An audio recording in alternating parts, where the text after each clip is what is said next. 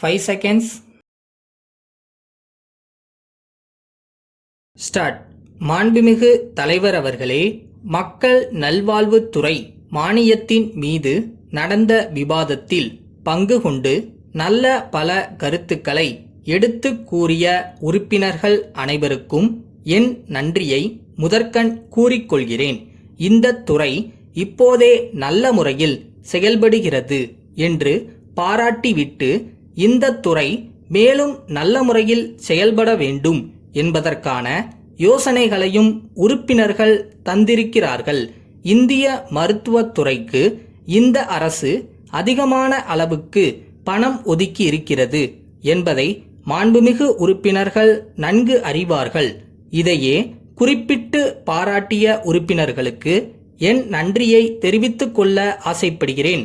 சித்த மருத்துவத்திற்கு என்று தனியாக ஒரு பிரிவு ஏற்படுத்தவும் இந்த அரசு முயற்சி எடுத்துக்கொண்டு வருகிறது என்பதை மகிழ்ச்சியோடு தெரிவித்துக் கொள்ள விரும்புகிறேன். சென்னையிலே அறிஞர் அண்ணா மருத்துவமனைக்கு உரிய மூலிகை பண்ணையை நிர்வகிக்கும் பொறுப்பை வேளாண்மை துறையிடம் ஒப்படைக்க வேண்டுமென்றும் அவ்வாறு ஒப்படைத்தால் நல்ல பலன் கிடைக்கும் என்றும் கருத்துக்கள் தெரிவிக்கப்பட்டன.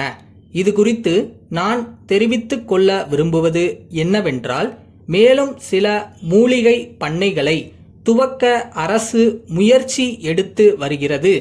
அப்படி துவங்கும் போது எல்லா மூலிகை பண்ணைகளையும் நிர்வகிக்கும் பொறுப்பை ஒரு தனி வாரியத்திடம் ஒப்படைக்கலாம் என்று தீர்மானித்துள்ளோம்.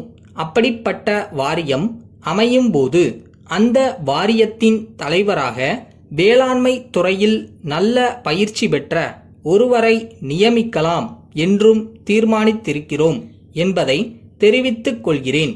அடுத்து ஆரம்ப சுகாதார நிலையங்களை பற்றி குறிப்பிட்டார்கள். அவர்களுக்கு ஒதுக்கப்படும் நிதி குறைவாக உள்ளது என்பது மாண்புமிகு உறுப்பினர்களின் மனக்குறை என்று தெளிவாக தெரிகிறது. இந்த நேரத்தில் நான் குறிப்பிட்டு காட்ட வேண்டிய ஒரு செய்தி என்னவென்றால், ஆண்டு ஒன்றுக்கு ஒரு மருத்துவமனை 30,000 ரூபாய் மதிப்புள்ள மருந்துகளை பெற்று வருகிறது. இந்த செய்தி மாண்புமிகு உறுப்பினர்களுக்கு மகிழ்ச்சி தரும் என்று நிச்சயமாக நம்புகிறேன். அடுத்தபடியாக, பல மருத்துவமனைகளில் சுகாதார வசதிகள் இல்லை என்று பல உறுப்பினர்கள் குறிப்பிட்டு சொன்னார்கள். இந்த நேரத்தில் நான் ஒரு செய்தியை தெரிவிக்க விரும்புகிறேன்.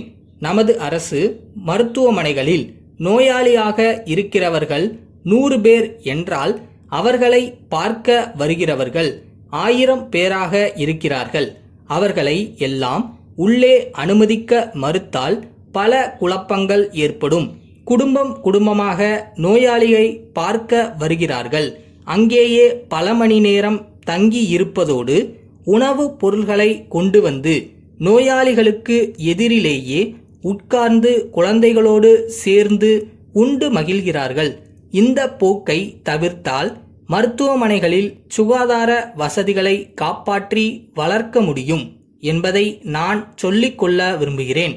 பல்வேறு மருத்துவமனைகளிலும் தண்ணீர் பற்றாக்குறை இருக்கிறது என்பதை பற்றி பல உறுப்பினர்கள் எடுத்து கூறி, இந்த பற்றாக்குறையில் அரசு தனி கவனம் செலுத்தி இந்த பற்றாக்குறையை எப்படியாவது நீக்க ஏற்பாடுகள் செய்ய வேண்டுமென்றும் வலியுறுத்தி கூறினார்கள். இந்த குறையை சம்பந்தப்பட்ட துறை அமைச்சரிடம் எடுத்து சொல்லியிருக்கிறேன். அவரும் நமக்கு நல்ல முறையில் வாக்களித்திருக்கிறார்கள். மாவட்ட தலைமை மருத்துவமனைகளில் எந்தவித தடங்களுமின்றி தண்ணீர் கிடைக்க வழி செய்வதற்கு உரிய நடவடிக்கை எடுப்பதாக உறுதியளித்திருக்கிறார்கள்.